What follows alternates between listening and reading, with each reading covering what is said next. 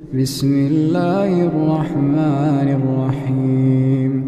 Louange à Dieu, maître des univers, nous témoignons qu'il n'y a de Dieu que Dieu et que Muhammad sallallahu alayhi wa sallam est le messager de Dieu. Mes chers frères en islam, je vous recommande ainsi qu'à moi-même la piété, le fait de craindre Dieu. Allah est avec ceux qui le craignent. Dieu exalté soit-il dit dans le Coran, le mois de Ramadan au cours duquel le Coran a été descendu comme guide pour les gens et preuve claire de la bonne direction et du discernement. Nous avons vu dans notre précédent sermon que parmi les facteurs qui permettent d'atteindre le degré de la piété, il y a le dhikr, le savoir et les actions de bien. Tout comme le souvenir de Dieu constitue une nourriture pour notre cœur, le savoir remplit la même fonction. Répétons ce qu'a dit le sage Ibn Ata'illah dans l'une de ses sagesses. Vide ton cœur de tout ce qui n'est pas Dieu, il l'emplira de connaissances et de secrets. Ce qui signifie, fais en sorte que ton cœur ne soit lié qu'à Dieu et ne dépende que de lui.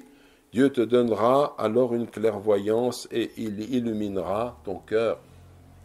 Le messager de Dieu, sallallahu alayhi wa sallam, a dit, certes ce monde est maudit, maudit tout ce qu'il contient, à l'exception de l'évocation de Dieu, dhikrallah, exalté soit-il, et de tout ce qui entre dans l'obéissance à Dieu, et du savant et de celui qui étudie.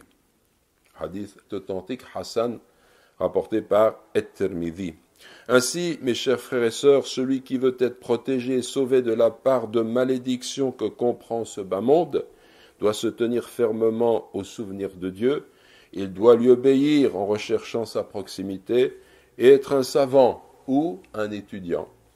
Le prophète sallallahu alayhi wa sallam a dit, celui pour qui Dieu veut le bien, il l'instruit dans la religion. Dans le sens, il lui fait comprendre sa religion. Le hadith rapporté par Al-Bukhari et Muslim. Le messager de Dieu sallallahu alayhi wa sallam nous a appris également que le meilleur des hommes est celui qui apprend le Coran et qui l'enseigne. Nous pouvons donner cette définition de la connaissance quel que soit son objet. Elle revient à assimiler un élément de savoir en comprenant son sens. Un ordinateur assimile un grand nombre d'éléments de connaissance, mais il reste ignorant parce qu'il n'est pas doté d'une conscience qui lui permettrait de comprendre mentalement les données qu'il renferme en quantité. Ce que nous voulons, mes chers frères en islam, c'est un savoir qui ouvre et illumine nos cœurs. Un savoir qui puise sa lumière dans le Coran, dans les traditions prophétiques, dans la vie du messager de Dieu, sallallahu alayhi wa sallam, dans les fondements et les règles de la jurisprudence et du droit, dans les sagesses et la spiritualité. Un savoir tiré d'un livre ou d'une leçon ou d'une exhortation. Un savoir par lequel nous purifions l'usage de nos langues et le contenu de nos cœurs en les emplissant de lumière et de certitude.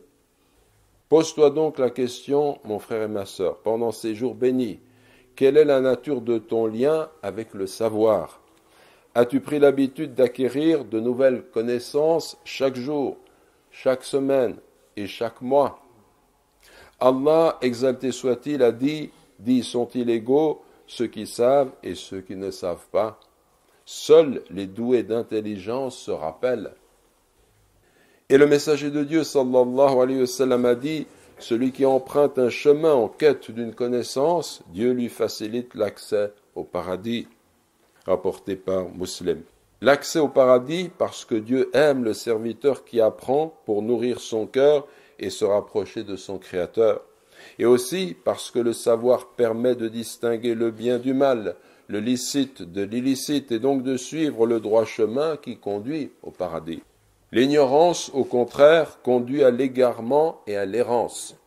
Nous demandons à Dieu, glorifié et exalté soit-il, de nous conduire à aimer le savoir utile, de nourrir nos cœurs par le rappel et la réflexion, et de faire que nous soyons nombre des gens pieux.